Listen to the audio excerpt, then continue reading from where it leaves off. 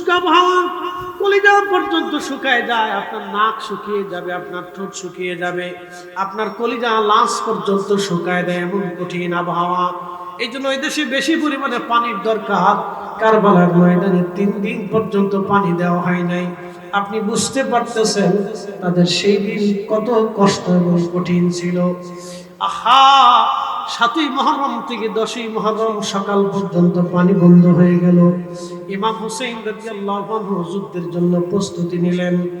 যুদ্ধের জন্য প্রস্তুতি নিয়ে তিনি উটের পিঠের উপরে সওয়ার হয়ে চিন্তা করলেন, শেষবার নানার উম্মতকে একটু পরামর্শ দিয়ে আসি, নসিহত করে আসি, দেখি তারা ফিরে আসে কিনা, আমি আমার দায়িত্ব পালন করে আসি। উটের উপরে সওয়ার হয়ে ইমাম হুসাইন 22,000 ইয়াজিদের সৈন্যদের সামনে দাঁড়িয়ে যে বলেন, হে ইয়াজিদের সৈন্যরা, তোমরা তো জানো আমি কে। আমার মা সাইয়্যিদাতুন নিসাই আহলিল জান্নাহ, যিনি জান্নাতের রমণীদের সর্দারিনী। আমার বাবা শেরে খুদা আলী, আমার বড় ভাই হাসান, আমি হুসাইন সাইয়্যিদা শাবাবি আহলিল জান্নাহ। আমরা দুইজন জান্নাতের যুবকদের সর্দার। হে কুফাবাসী, তোমরা আমাকে চিঠি দিয়ে পর্যন্ত এনেছো, আবার আমার বিরুদ্ধে তলোয়ার তোমরা ধরেছো।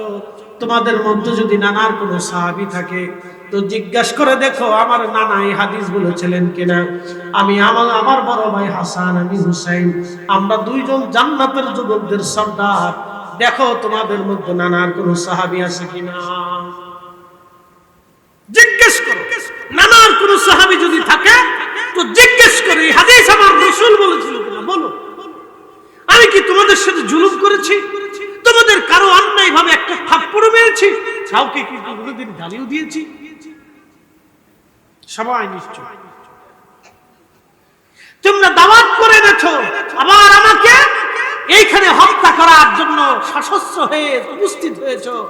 শুধু তাই না, আজকে 3 দিন পর্যন্ত আমার পরিবারের জন্য পানির পরাতের তীর বন্ধ করে রাখছো। তোমাদের মধ্যে কি কোনো মুসলমান নাই? জিজ্ঞেস করেছিলেন, তোমাদের মধ্যে কি কোনো মুসলমান নাই যে আমাকে একটু পানি দেবে? কোনো জবাব ছিল না। তোমাদের মধ্যে কি কোনো মুসলিম নাই যে আমাকে পানি দিবে, আমার পরিবারকে? নাই। 22,000 কালমা পড়ে বলা মুসলমান দাঁড়িয়ে আছে।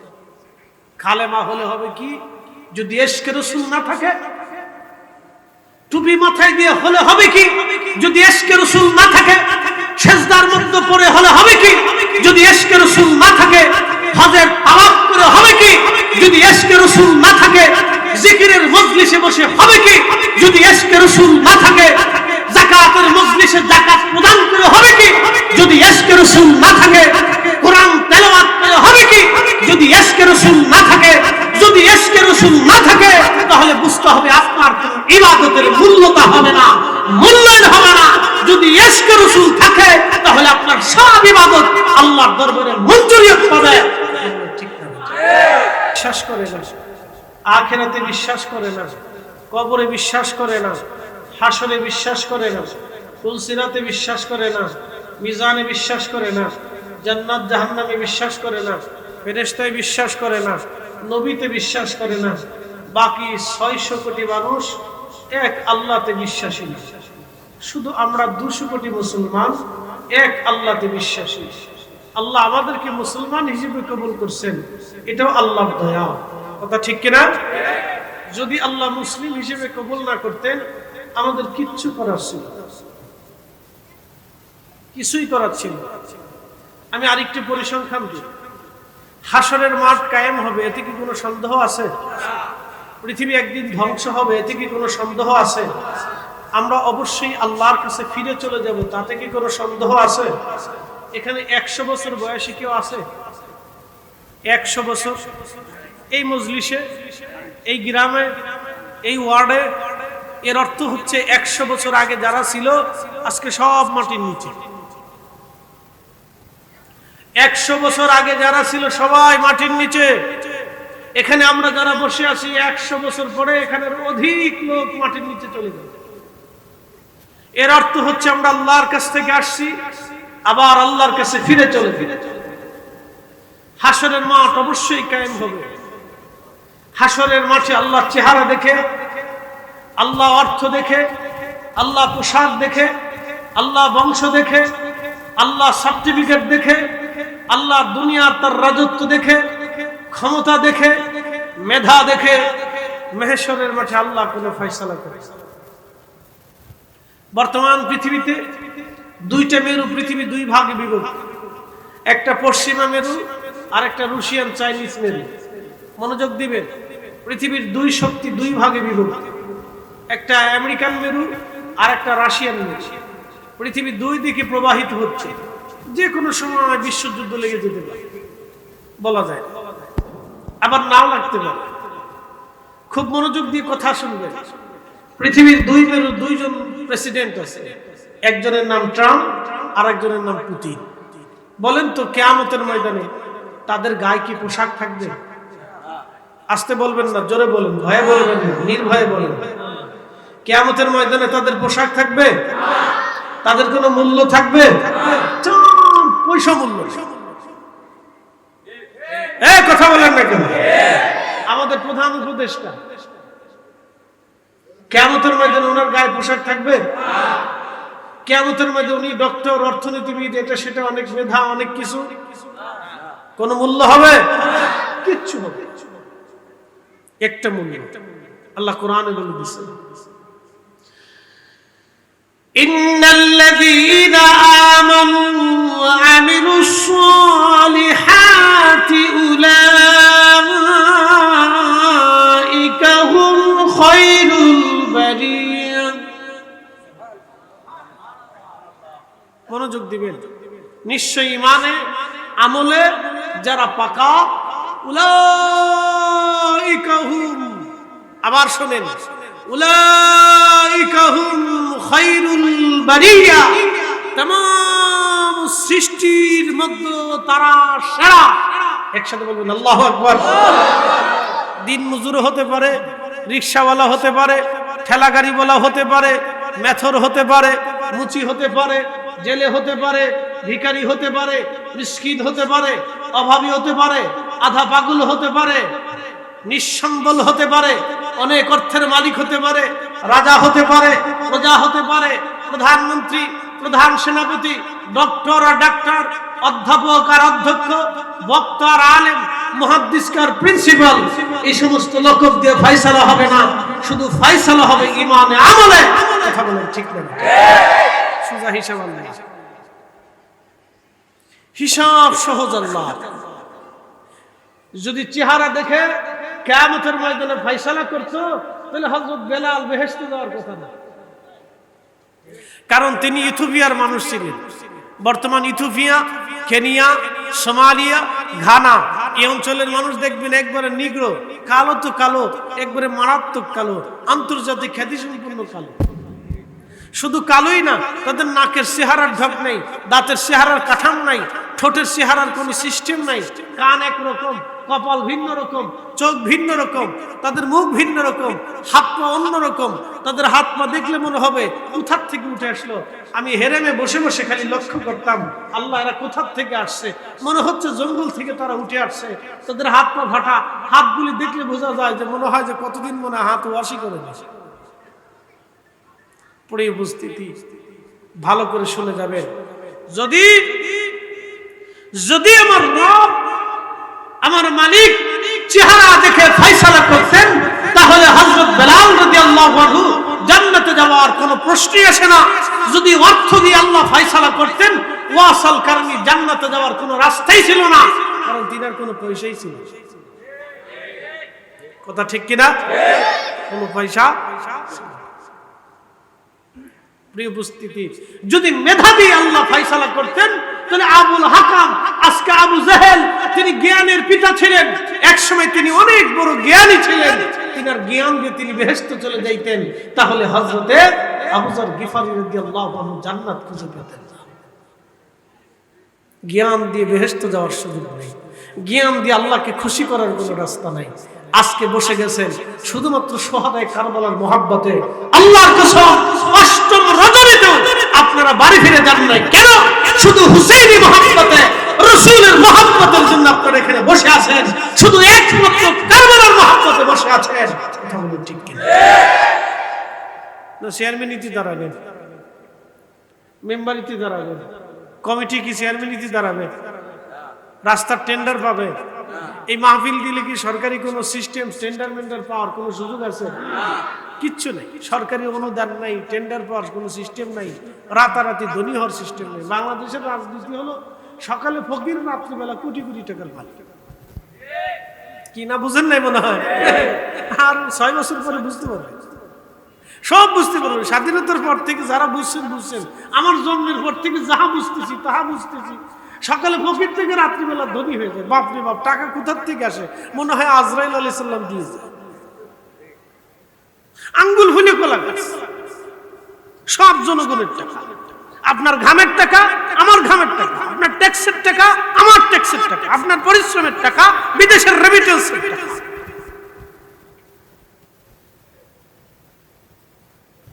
সোর কখনো শেষ হয়ে গেছে? সোর কবে শেষ হবে তাও জানি। এই জন্য আমাদের ভাগ্যের কোনো পরিবর্তন হয় না। আল্লাহর কসম করে বলি, শাসকের যদি পরিবর্তন হতো তাহলে দেশের মানুষের ভাগ্য পরিবর্তন হতো। আমরা শাসক নির্বাচন করতে পারি না, আমরা সবসময় চোর আর সিটার আর বাটপার নির্বাচন করি। ইমাম হুসাইন রাদিয়াল্লাহু আনহু শহীদ হয়েছিলেন শুধু মিথ্যার বিরুদ্ধে লড়াই করে। প্রিয় উপস্থিতি হাজিরিন, মনোযোগের সাথে কথাগুলি শুনে যাবে না। আমার সাবজেক্ট কি? কোন বিষয় আছে? কোন সাবজেক্টের উপর আলোচনা করব কি না? কোন বিষয় দেওয়া আছে আমার? আমি জানি না। আমার মতে? আচ্ছা ঠিক আছে,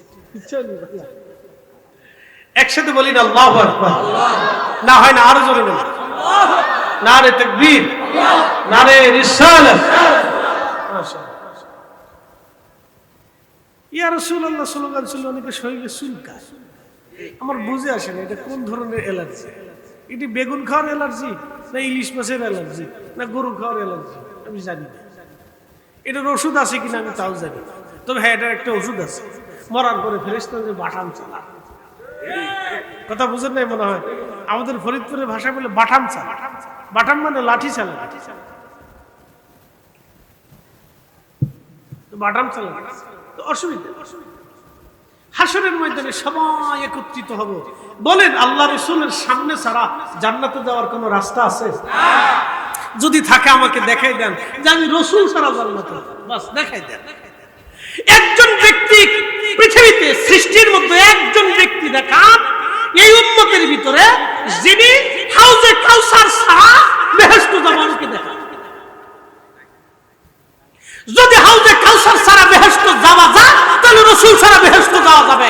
আর হাউজে কাউসার হয়ে যদি জান্নাতে যেতে হয় তো রাসূলের কদমের সুপারিশ লাগবে, মঞ্জুরিয়ত লাগবে, সিগনেচার লাগবে, সিলমোহর লাগবে।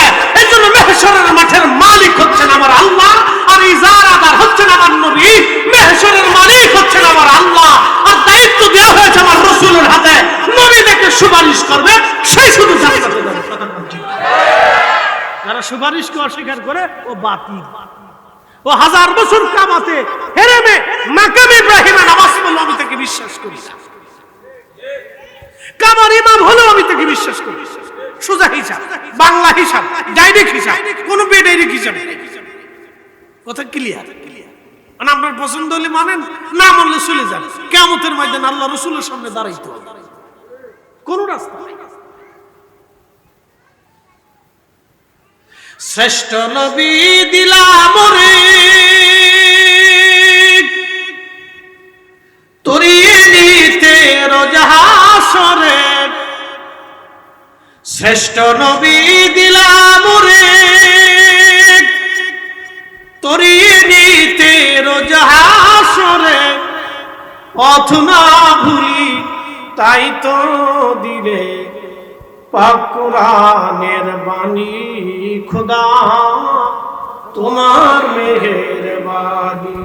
সুন্দর ফুল সুন্দর ফল মিঠা নদীর পানি, খোদা তোমার মেহেরবানি, খোদা তোমার মেহেরবানি সালাত নেয়া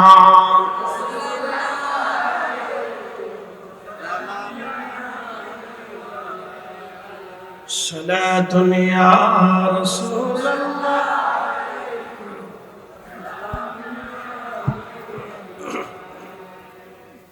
প্রিয় উপস্থিতি হাজিরিন, মনোযোগের সাথে কথাগুলি শুনবেন। কিয়ামতের ময়দানে আল্লাহর হাবিবের সামনে দাঁড়াইতে হবে। যদি কোনোদিন মদিনাতে যান, মদিনার একটা এলাকা আছে যেটাকে বলা হয় খন্দক। সেই খন্দকের খাল আর এখন নাই, এর উপর দিয়ে এখন রাস্তা বানানো হয়েছে, কিন্তু খন্দকের সেই পাহাড় এখনো আছে। আল্লাহর হাবিব যেখানে বসে আল্লাহর নবী যুদ্ধের দিক নির্দেশনা দিয়েছিলেন, সেই ছোট্ট মসজিদটা এখনো আছে। হযরত আলী কাররামাল্লাহু ওয়াজ ফাতিমাতুজ জাহরা রাদিয়াল্লাহু আনহাকে নিয়ে যেখানে বসে যুদ্ধের দিক নির্দেশনা দিয়েছিলেন, সেই ছোট্ট মসজিদখানা এখনো আছে। সালমান ফারসি রাদিয়াল্লাহু আনহু যেখানে বসেছিলেন, সেই নিদর্শন এখনো খন্দকের ময়দানে আছে। খন্দকের পাহাড় বেরিয়ে পিছনের রাস্তা দিয়ে যদি আপনি হেঁটে গিয়ে যান, একটা এলাকা পাবেন হযরত জাবের রাদিয়াল্লাহু আনহুর বাড়ি। যে খন্দকের যুদ্ধের ময়দানে জাবের রাদিয়াল্লাহু আনহুর একটা ঘটনা আছে। হযরত জাবেরের বাড়ি বর্তমানে একটা মসজিদ বা কমপ্লেক্স তৈরি করে রেখে দেওয়া হয়েছে। তার পিছনে যদি আরেকটু হেঁটে যান, একটা পাহাড় পাবেন, অনেকগুলি পাহাড়ের মধ্যে একটা পাহাড় পাবেন জাবালে আবু সিলা। এই জাবালে আবু সিলার মধ্যে একটা ছোট্ট গুহা আছে। আপনি সময় আপনাকে এখানে নেবে না। জাবালে আবু সিলা ছোট্ট একটা পাহাড় আছে। আমি হজে যে খুঁজে খুঁজে দেখে এসেছি জাবালে আবু সিলা ছোট্ট একটা পাহাড়, বড় একটা পাহাড়ের ছোট্ট একটা গুহা। এই গুহার মধ্যে আমার নবীজি 3 দিন 3 রাত পর্যন্ত সিজদায় পড়ে এই উম্মতের বেদনায় নবীজি কেঁদেছিলেন। শুধু একটা শব্দ নবীর এসেছিল, ইয়া রাব হাবলি উম্মতি। আল্লাহ, আমার উম্মত গুনাহগার হয়ে গেছে। আল্লাহ, আমার উম্মত অপরাধী হয়ে গেছে। আল্লাহ, আমার উম্মতের উপায় কি হবে? এইভাবে 3 দিন 3 রাত আল্লাহর নবী কেঁদেছিলেন। সারা মদিনার মধ্যে তন্ন তন্ন করে খোঁজা হয়, নবীজি কই, নবী নাই।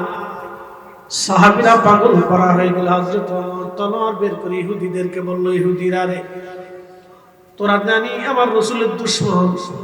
যদি রাসূল দুনিয়াতে না থাকে ইহুদিরা, তাহলে শোন, আমি ওমর একটা ইহুদি মদিনার ভিতরে জীবন্ত রাখবো না। ইহুদিরা জবাব দিল, ওগো ওমর, আমরা রাসূলের খবর বলতে পারবো না। সাহাবীরা আগে এসে দেখে এক রাখাল বলতেছে, রাখাল রে, তুমি কি কোন লোককে দেখেছো কোথাও? রাখাল বলল, হ্যাঁ, আমি 3 দিন ধরে দেখলাম একজন ব্যক্তি জাবাল আবু সিলার পাহাড়ের গুহার মধ্যে কাঁদতেছিল। 3 দিন ধরে শুধু কাঁদে, ইয়া রাব হাবিলি উম্মতি। 3 দিন ধরে তিনি কাঁদতেছিল। আমি তাকে চিনি না। আমি উট দুম্বা ছাগল ভেড়াগুলি চড়াইছি, কিন্তু শোনো, ওই লোকের কান্নার আওয়াজে আমার উট দুম্বা ভেড়াগুলো খাওয়া দাওয়া সব বন্ধ করে দিয়েছে।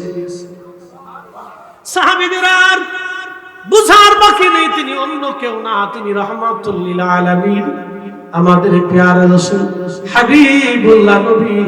একবার জোরে বলা যাবে কি, ইয়া রাসূলুল্লাহ।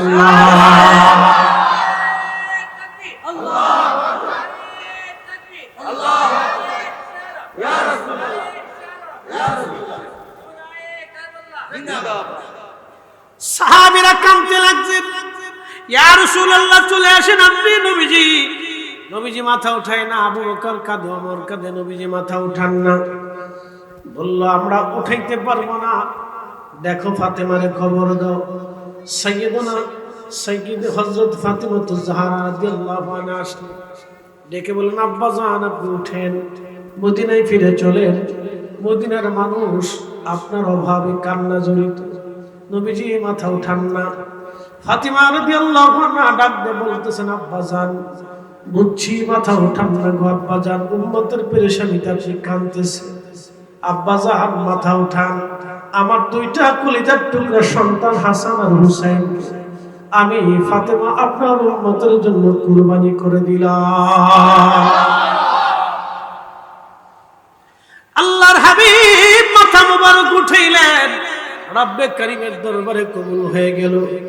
কারবালাটাকে ছোট করে দেখার কোনো সুযোগ নাই, কারবালার ঘটনাটাকে ছোট করে দেখার কোনো সুযোগ নাই। আমরা সুন্নিরা কারবালার ঘটনা স্মরণ করে কাঁদি, আমরা তাদের জন্য মাহফিল সাজাই, আমরা তাদের জন্য দোয়া করি। বাংলাদেশে বহু মুসলমান এই মুহররম মাস আসলে তাবারক রান্না করে গরিব মানুষদেরকে খাওয়ায়। আমাদের দেশের এক প্রকারের মৌলবী উঠে পড়ে লাগছে বেদাতের ফতোয়া দিয়ে বন্ধ করে দেওয়ার জন্য। ওর বেদাতের ফতোয়ার পুষ্টি কি নাই, কথা বলেন ঠিক কি না? সব দুশ্মন, ওর বেদাতের ফতোয়ার গোষ্ঠী কি নাই। এ মুসলমান শুনে রাখবেন, যারা এই উম্মতের জন্য কুরবানি হয়ে গেলেন তারা কারা? আহলে বাইতে রাসূল। আল্লাহর নবী বলে গেলেন, আমার সাহাবীরা, আমার উম্মতেরা তোমরা শোনো, আল হাসান ওয়াল হুসাইন ইবনা, আমার হাসান আর হুসাইন আমার বংশধর। সবার বংশ হয় ছেলে দিয়ে, আমার রাসূলের বংশ এসেছে মেয়ে দিয়ে। আমার হাসান হুসাইন দুইজন আমার বংশধর, আমার আওলাদ। মান আহাব্বাহুমা ফাকাদ আহাব্বানি। শোনো রে আমার উম্মতেরা, যদি তোমরা তাদেরকে ভালোবাসো আমি রাসূলকেই ভালোবাসা হবে। ওমান আহাব্বানি আহাব্বাহুল্লাহ, আর আমাকে ভালো যদি বাসোই আল্লাহকে ভালোবাসা হবে।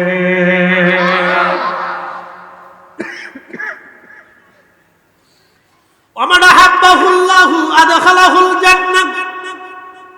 উম্মতের রে, আল্লাহর ভালোবাসা হলে আল্লাহর জান্নাত তোমার জন্য অবধারিত হবে। সূত্র কত সহজ দেখেন, সূত্র যদি মিলাইতে না পারেন অঙ্ক কোনোদিন মিলবে না।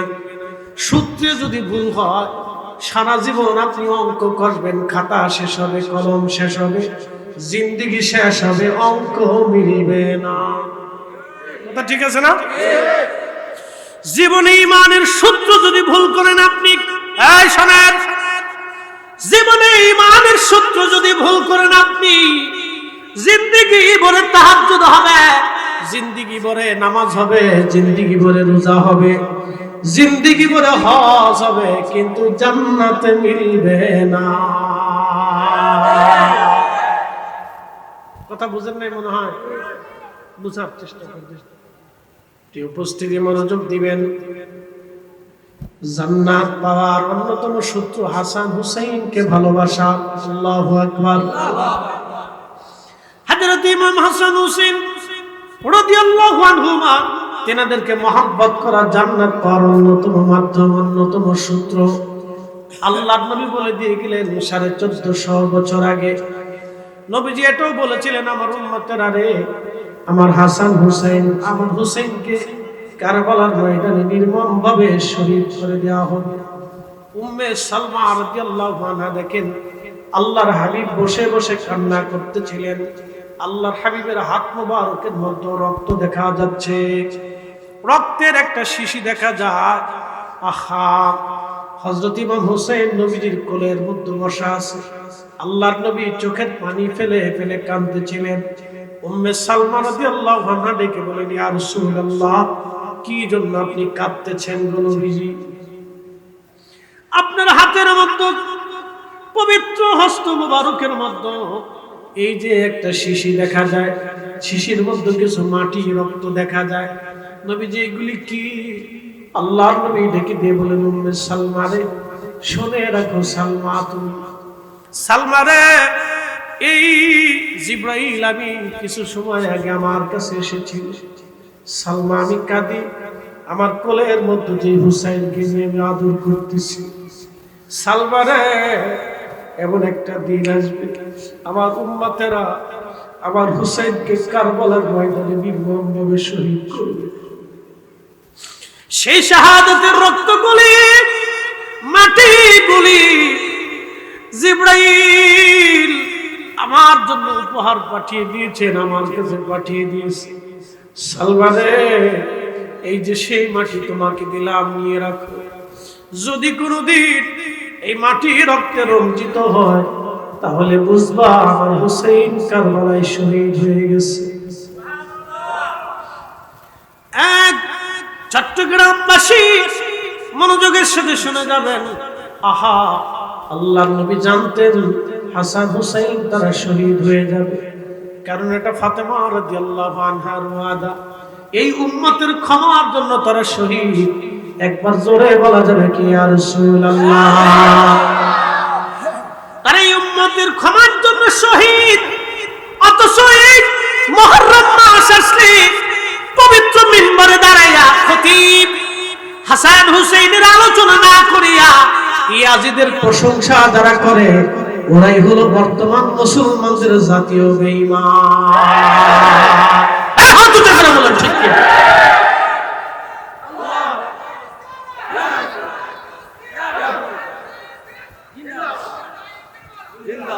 ওরাই হচ্ছে মুসলমানদের জাতীয় বেঈমান। ওরা ইয়াজিদ ইসলাম বহন করে, আমরা হুসাইন ইসলাম বহন করি। কথা কোন ঠিক কিনা? শুনে যাবেন বন্ধু আমার, খুব মনোযোগ দিয়ে। হযরতে ইমাম হুসাইন রাদিয়াল্লাহু আনহু শহীদ হয়ে যাবেন, এই সংবাদ বহু বছর আগে দেওয়া হয়েছিল। হযরত আলী রাদিয়াল্লাহু আনহু ইমাম ইবনে কাসির আল বিদায়ার মধ্যে লেখেন, হযরত আলী কাররামাল্লাহু ওয়াজ যুদ্ধের রওনা করলেন। বিশাল সৈন্যবাহিনী নিয়ে তিনি রওনা করেছিলেন সিরিয়ার উদ্দেশ্যে যুদ্ধে। ওনার সাথে 50 থেকে 60,000 সৈন্যবাহিনীর একটা বিরাট বহর ছিল। হযরত আলী কাররামাল্লাহু রওনা হয়ে গেলেন। ইরাকের কারবালার পাশ দিয়ে যাচ্ছিলেন। কারবালার ভিতরে তখন হানজাল গাছ ছিল, হানজাল গাছ। ইমাম ইবনে কাসির লেখেন, হযরত আলী রাদিয়াল্লাহু আনহু যখন এই রাস্তা দিয়ে যান, কারবালায় আসার পরে তিনি তিনার বাহন, তিনার কাফেলাকে দাঁড়া করাইলেন। সমস্ত কাফেলার লোকজন দাঁড়িয়ে গেল। হযরত আলী রাদিয়াল্লাহু আনহু বাহন থেকে নামলেন। বাহন থেকে নেমে হযরত আলী রাদিয়াল্লাহু আনহু তিনি বাহন থেকে নেমে যায় নামাজ দিলেন। হানজাল গাছের পাশে যায় নামাজ বিছিয়ে দিলেন। 2 রাকাত নামাজ পড়লেন। নামাজ শেষ করার পরে হযরত আলী কাররামাল্লাহু হাত বাড়াইলেন। দীর্ঘ সময় তিনি দোয়া করলেন, চোখের পানি ফেলে ফেলে কান্না করলেন। সাহাবীরা বলল, ইয়া আমিরাল মুমিনিন, আপনি এখানে কেন অবতরণ করলেন? আবার এখানে আপনি নামাজও পড়লেন, দোয়া করলেন, কান্না করলেন, বিষয়টা বুঝলাম না। আমিরুল মুমিনিন আমাদেরকে কিছুই বললেন না, অথচ আপনি এখানে কার সমাধান করলেন? হযরত আলী কাররামাল্লাহু আনহু দেখে বললেন, সাহাবী রাসূলগণ, আমার সাথীগণ, আমি আমার রাসূলের পবিত্র জবান মুবারক থেকে শুনেছিলাম এই কারবালায় আমার সন্তান হুসাইন এখানে শহীদ হয়ে যাবে। আর হুসাইনকে এই কারবালায় তার পরিবার সহ তার সাথীদেরকে এখানে নির্মমভাবে হত্যা করা হবে। শোনো, আমার রাসূল ঠিকানা দিয়েছিলেন এই হানজাল গাছের পাশেই। এই হানজাল গাছের পাশে 2 রাকাত নামাজ পড়ে আমার হুসাইন তার সাথীদের জন্য দোয়া করে গেলাম, যেন তারা ওই সময় ধৈর্য ধারণ করতে পারে, শাহাদাতের সময় যেন তারা বিচলিত না হয়। আমি আমার হুসাইন এবং তার সাথীদের জন্য আমি দোয়া করে গেলাম। হে আমার সাথীরা, আমি আমার রাসূলের পবিত্র জবান থেকে শুনেছি সাহাবায়ে কেরামের শাহাদাতের পরে, সাহাবায়ে কেরামের শাহাদাতের পরে এই জমিনের সর্বশ্রেষ্ঠ শহীদ যারা হবে, মর্যাদার অধিকারী তারা হলো কারবালায় আমার হুসাইনের সাথে যারা শহীদ হয়ে যাবে। একবার জোরে বলা যাবে আল্লাহু আকবার। ওনাদের শাহাদাতকে ছোট করে দেখার কোনো সুযোগ নাই। আগে বাংলাদেশে দেখেছি, আমার আর গ্রামগঞ্জের প্রায় মসজিদে মুহররম আসলে মাহফিল হতো। কি কথা কন না কেন? আপনাদের এলাকায় তো মাহফিল 10 দিন ব্যাপী হয়, এটা তো চমৎকার লাগে। কিন্তু আমাদের উত্তর দক্ষিণ অঞ্চলগুলিতে আগে দেখতাম মুহররম মাস আসলে এলাকার মানুষ চাল ডাল উঠাইয়া এই মুহররম মাসে তাবারক রান্না করে মিলাদ মাহফিল করত। শুহাদায়ে কারবালার স্মরণে উলামায়ে কেরাম ওয়াজ করত, আর মানুষের চোখের পানি ফেলে ফেলে দোয়া করত। কিন্তু বেদাতের ফতোয়া দিয়ে এইগুলি চলে গেছে। আজকে ইসলাম বড় কঠিন হুমকির মুখে পড়ে গেছে। খুব বুঝাইতেছি আপনাদেরকে, শুনে যান। একটা সময় ছিল আমাদের দেশের মুসলমানেরা জোহরের নামাজের আগে 4 রাকাত সুন্নত পড়তো, জোহরের পরে 2 রাকাত সুন্নত পরে 2 রাকাত নফল পড়তো, আসরের নামাজের আগে 4 রাকাত সুন্নত পড়তো, মাগরিবের পরে 2 রাকাত সুন্নত নফল নামাজ পড়তো, এশার নামাজের আগে 4 রাকাত সুন্নত নামাজ পড়তো। যখন মানুষ লেখাপড়া বাড়লো, অনেক লেখাপড়া শিখলো, তখন বললো জয়ীফ হাদিস না করলেও চলে, না জয়ীফ হাদিস না করলেও চলে, শয়তানকে পাইছি আমার দুষ্ট ভয় আছে, না করলেও চলে। ফতোয়া হয়ে গেছে। ইমাম হুসেন কারবালায় শহীদ হয়ে গেছিলেন, ওনাদের বিষয়ে এখন আর এত মাতামাতির কিছু নাই। এইগুলি মাহফিল তাহফিল জিকির আজকাল না করলেও চলে, বাস ফতোয়া হয়ে গেছে, না করলেও চলে। তো না করলেও চলে যখন ফতোয়া হয়ে গেল, তখন এই উম্মতের চিন্তা করলেন না করলেও যেহেতু চলে তো করার দরকার। এইভাবে দিন দিন না করলেও চলে, না করলেও চলে, নামাজের পরে দোয়া না করলেও চলে, এই না করলেও চলে ফতোয়া দি এই উম্মতের অপরিসীম ক্ষতি করা হলো। আজ মুসলমানরা তার মূল ধারা থেকে সরে যাচ্ছে, মুসলমান মূল ধারা থেকে সরে যাচ্ছে, মুসলমান মূল ধারা থেকে সরে যাচ্ছে, মুসলমান মূল ধারা থেকে সরে যাচ্ছে। আজ না করলেও চলে এই একটা কথা বলে উম্মতকে ধ্বংস করার পায়তারা চলেছে। অথচ আমার আল্লাহ এই কথা বলেন না। আল্লাহ কোরআনে বললেন, ফামাইয়ামাল মিসকালা যাররাতিন খায়রান ইয়ারা, অনুপরিমাণ নেকের কাজ যদি তোমরা করো, তারপরও আমি রব্বুল আলামিন তোমাদেরকে বেনিফিট দিয়ে দেব। একবার জোরে বলা যাবে কি মারহাবা? কি পরিমাণ? অনুপরিমাণ নেক কাজ যদি করো আমি আল্লাহ বেনিফিট দিয়ে দেব। আল্লাহ বলে নাই না করলেও চলে। এই কথা শয়তান সৃষ্টি করছে, আল্লাহ সৃষ্টি করছে। শয়তান এই কথা চালু করে দিয়েছে না করলেও চলে। আল্লাহ বললেন তোমরা করো, সামান্য অনুপরিমাণ করলেও ফায়দা, আমি আল্লাহ বেনিফিট দিয়ে দিব, প্রতিদান দিয়ে দিব। আর শয়তান আবার এটা চালু করে দিল না করলেও চলে। কথা বুঝেন নাই মনে হয়? আবার বুঝে দিচ্ছি, না করলেও চলে, নামাজের পরে দোয়া না করলেও চলে, মুহররমের মিলাদ মাহফিল না করলেও চলে, লাইলাতুল বরাতের রাত্রিবেলা জাগরত ইবাদত হয় না করলেও চলে, আসরের নামাজের আগে 2-4 রাকাত সুন্নত না পড়লেও চলে, যোহরের নামাজের পরে 2 রাকাত নফল না পড়লেও চলে, এশার নামাজের আগে 4 রাকাত নফল 4 রাকাত সুন্নত না পড়লেও চলে। এইভাবে ফতোয়া মারতে মারতে মারতে মারতে ফতোয়া মারতে মারতে না পড়লেও চলে, না করলেও চলে, না পড়লেও চলে, না করলেও চলে। এই ফতোয়া মেগিয়া কোটি কোটি উম্মতকে জিকিরের মাহফিল থেকে সরাইছে, মিলাদের মাহফিল থেকে সরাইছে, দুরুদের মজলিস থেকে সরাইছে, কবর জিয়ারত থেকে সরাইছে। ফাতিহা যন্ত্রের ভিতরে যারা পড়েছে তাদের আগামী দিন ধ্বংস। আহলে সুন্নাত ওয়াল জামাত যতদিন পর্যন্ত জমিনে জিন্দা থাকবে ততদিন পর্যন্ত শয়তানের এজেন্ডা জমিনে বাস্তবায়িত হতে দেওয়া হবে না। হাত উঁচু করে বলুন ঠিক না বলছেন?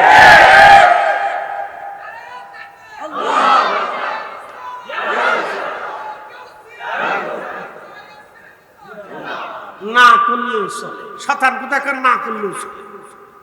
আল্লাহ তো কথা বলে, আল্লাহ রাসূল তো কথা বলে। প্রিয় উপস্থিতি হাজিরিন, হযরত আলী রাদিয়াল্লাহু আনহু তিনি দোয়া করে দিয়ে চলে আসলেন শুহাদায়ে কারবালার স্মরণে। তখনও তারা শহীদ হন নাই। শাহাদাতের আগে হযরত আলী তাদের জন্য দোয়া করলেন, তাদের জন্য নামাজ পড়ে গেলেন। একসাথে বলা যাবে আল্লাহু আকবার। শাহাদাত তখনও হন নাই, তার আগেই হযরত আলী কাররামাল্লাহু আজ ওইখানে এসে দোয়া করে দিলেন, যাতে তারা শাহাদাতের উপরে ধৈর্যের উপর ইস্তিকামাত থাকতে পারে। সেজন্য হযরত আলী কাররামাল্লাহু রাদিয়াল্লাহু তাআলা আনহু শেরে খুদা আলী মাওলা আলী তিনি দোয়া করেছেন। আল্লাহু আকবার। প্রিয় উপস্থিতি, হযরত ইমাম হুসাইন রাদিয়াল্লাহু আনহু কারবালায় শহীদ হবেন সে কথা তিনিও জানতেন, তার পরিবারও জানতেন, আত্মীয় স্বজনরা অনেকেই জানতেন, সাহাবীদের মধ্যে অনেকের জানা ছিল তিনি শহীদ হয়ে যাবেন। আল্লাহর নবী এজন্য সহিহ বুখারীতে একটা হাদিস নবীজি বলতেন, হালাকাতুল উম্মতি আলা ইয়াদি গিলমাতিন মিন কুরাইশ, আমার উম্মত ধ্বংস হবে আমার কুরাইশ বংশের এক যুবকের মাধ্যমে, আমার উম্মত ধ্বংস হবে, আমার উম্মত ধ্বংস হবে, কুরাইশ বংশের এক যুবকের মাধ্যম দিয়ে আমার উম্মত ধ্বংস হয়ে যাবে। আহা, এই হাদিস খানা ইমাম বুখারী লিখেছেন সহিহ বুখারীতে। হাদিসের ব্যাখ্যা করেছেন আল্লামা ইমাম হাজার আসকালানী আশ-শাফিঈ ফাতহুল বারী শরহে বুখারীর মধ্যে তিনি ব্যাখ্যা করেছেন, আল্লাহর নবী তো ইশারায় বলে গেছেন আমার উম্মত কুরাইশ বংশের এক যুবকের মাধ্যমে ধ্বংস হবে। মনে রাখবেন, ইয়াজিদ কিন্তু কুরাইশ বংশের সন্তান ছিলেন, তিনি উমাইয়া শাখা, আর আমাদের হযরত আলী ছিলেন হাশিমি শাখা। আমার রাসূল ছিলেন হাশিমি, ইয়াজিদ ওরা ছিল উমাইয়া। এই আল্লাহর কিন্তু দুই বংশ ছিল কুরাইশ বংশের অধীনে, দুই গোত্র ছিল কুরাইশ বংশের অধীনে।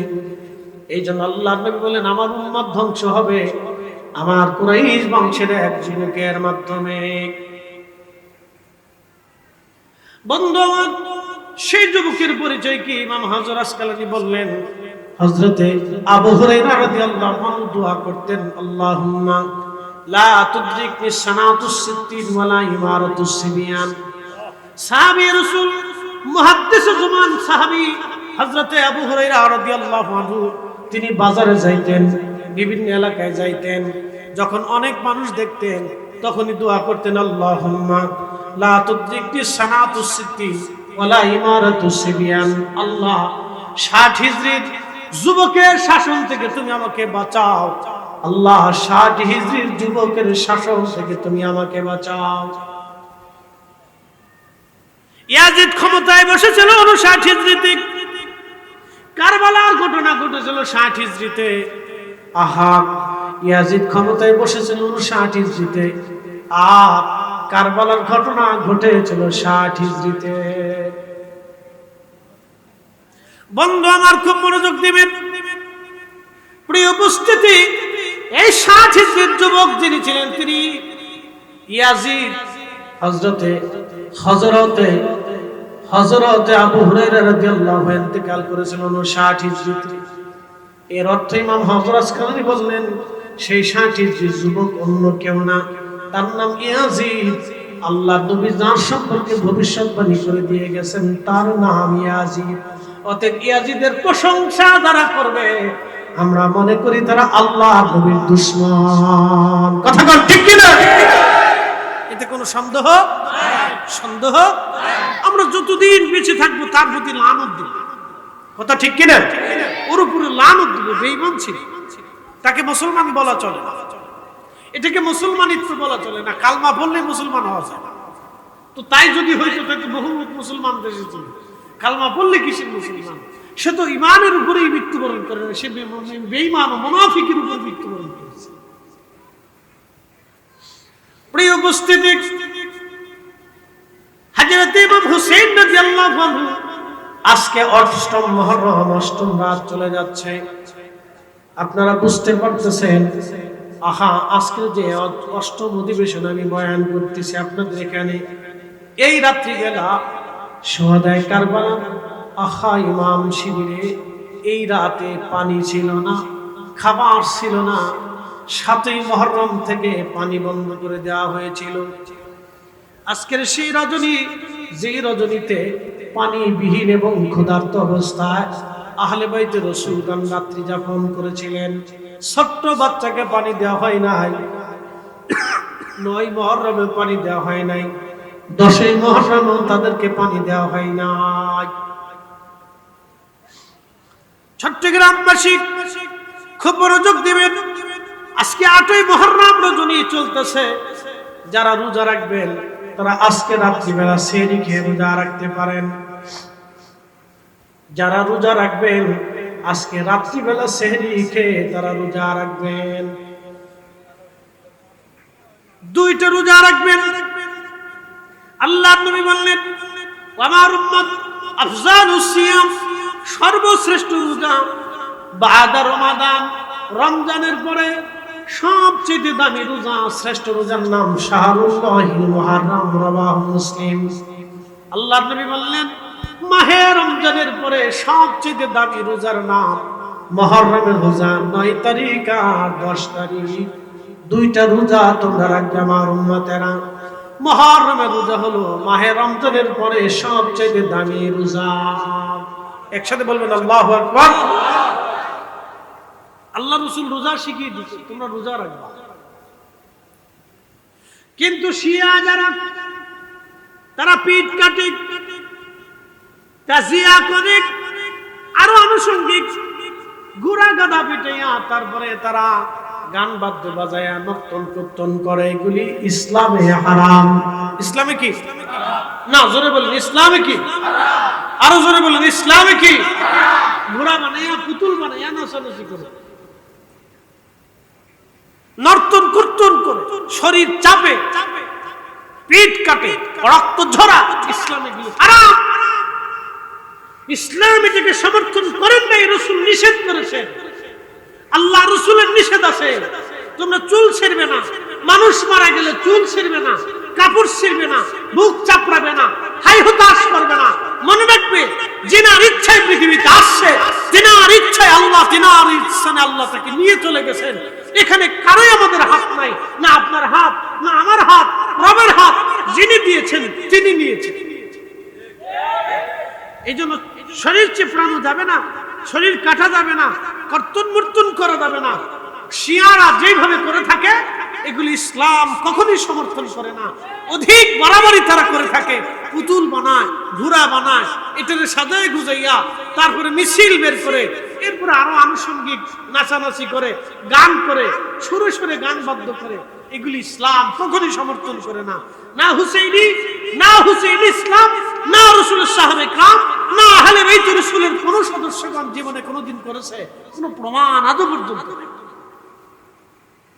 কোন প্রমাণ।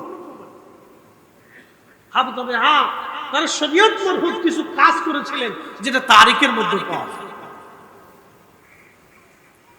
প্রিয় উপস্থিতি, শরীয়ত ভিত্তিক কিছু কাজ আছে যেগুলি আজকের এই মাহফিল, মারহাবা বলবেন না, আজকের একটা মাহফিল, এই মাহফিলটা শরীয়ত সিদ্ধ। এরপরে তিনি আদের স্মরণে গরিব মানুষদেরকে খাওয়ানো অথবা দান সদকা করা, তিনাদের মহব্বতে মাদ্রাসা তৈরি করা, এতিমদেরকে খাওয়ানো, এগুলি উত্তম কাজগুলি আপনারা করতে পারেন, কোনো নিষেধ নাই।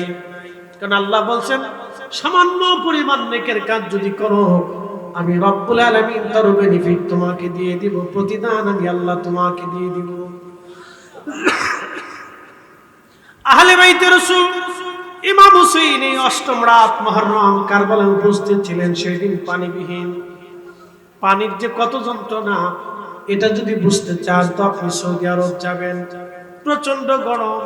গত বছর আমি হজে ছিলাম, এই হজের আগের বছর, গত বছর হজে ছিলাম, আমার চোখের সামনে আরাফাতের মাঠে এক হাজী মারা গেল।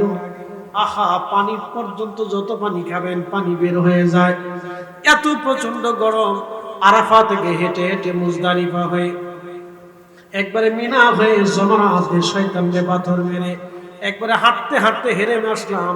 তাওয়াফ করলাম, তাওয়াফ করে সাই করে, তাওয়াফ করে ফরজ তাওয়াফ করে, এরপরে আমি হালাল হলাম।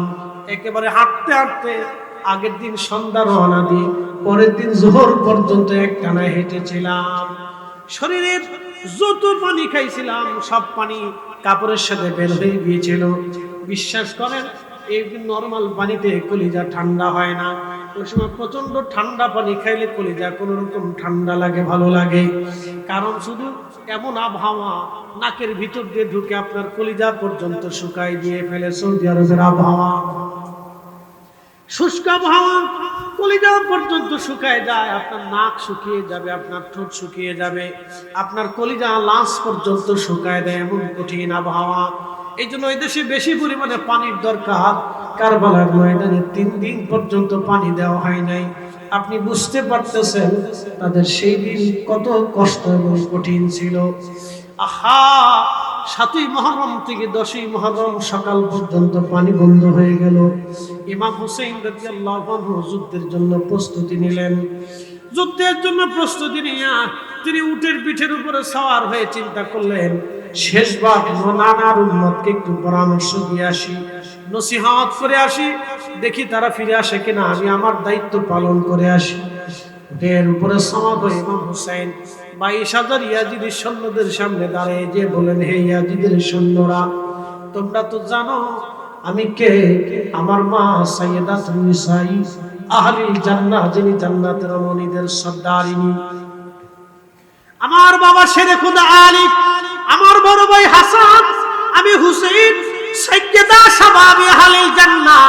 আমরা দুইজন জান্নাতের যুবকদের সর্দার। হে কুফাবাসী, তোমরা আমাকে চিঠি দিয়ে পর্যন্ত এনেছো, আবার আমার বিরুদ্ধে তলোয়ার তোমরা ধরেছো। তোমাদের মধ্যে যদি নানার কোনো সাহাবী থাকে তো জিজ্ঞাসা করে দেখো আমার নানা এই হাদিস বলেছিলেন কিনা। আমি আমার বড় ভাই হাসান, আমি হুসাইন, আমরা দুইজন জান্নাতের যুবকদের সর্দার। দেখো তোমাদের মধ্যে নানার কোনো সাহাবী আছে কিনা, জিজ্ঞেস করো। নানার কোনো সাহাবী যদি থাকে তো জিজ্ঞেস করো, এই হাদিস আমার রাসূল বলেছিল কিনা বলো। আমি কি তোমাদের সাথে জুলুম করেছি? তোমাদের কারো অন্যায় ভাবে একটা থাপ্পড় মেরেছি? কাউকে কি কোনোদিন গালিও দিয়েছি? সবাই নিশ্চয়। তোমরা দাওয়াত করে এনেছো, আবার আমাকে এইখানে হত্যা করার জন্য সশস্ত্র হয়ে উপস্থিত হয়েছো। শুধু তাই না, আজকে 3 দিন পর্যন্ত আমার পরিবারের জন্য পানির পরাতের তীর বন্ধ করে রাখছো। তোমাদের মধ্যে কি কোনো মুসলমান নাই? জিজ্ঞেস করেছিলেন, তোমাদের মধ্যে কি কোনো মুসলমান নাই যে আমাকে একটু পানি দেবে? কোনো জবাব ছিল না। তোমাদের মধ্যে কি কোনো মুসলিম নাই যে আমাকে পানি দিবে, আমার পরিবারকে? নাই। 22,000 কালমা পড়নে বলা মুসলমান দাঁড়িয়ে আছে। কালেমা হলে হবে কি যদি ইশকে রাসূল না থাকে?